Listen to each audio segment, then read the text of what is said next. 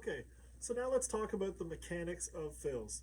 First off, regardless of how the fill is going to go, where should we put these fills? What are we filling?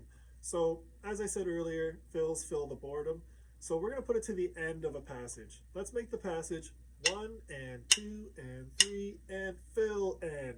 And in that 4 count, we're going to put the fill. So the mechanics or physicality of the fills are really important to know because you have a lot of options. First off, you could do it on a stationary drum, like a stationary speed. Stationary speed is when you can move like this. You're just in one spot. But if you become oscillated in that speed, some people will try to say motionary, but that means slow motion. I'm not into slow motion. I like fast motion most of the time. So if I move that,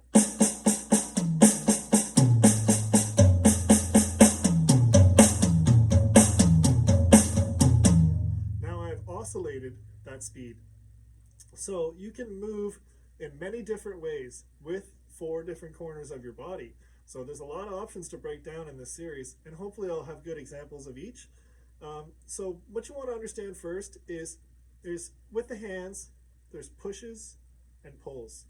Now, in the direction side, if I go forward, I'm always pushing. If I go forward to the ride cymbal, forward to the crash cymbal, forward to the toms, I am pushing. It is always a push. Some people like to push. Some people like to pull. So on a down motion, regardless of where I come from the level, here to here, here to here, right? Doesn't matter, even in one force, that becomes a pull. I am pulling that stick.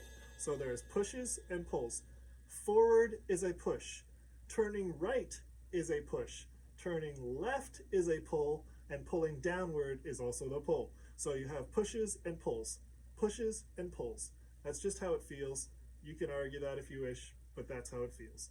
So from there, I have to choose, what am I going to do? Am I going to do a stationary fill, or am I going to do a movement fill?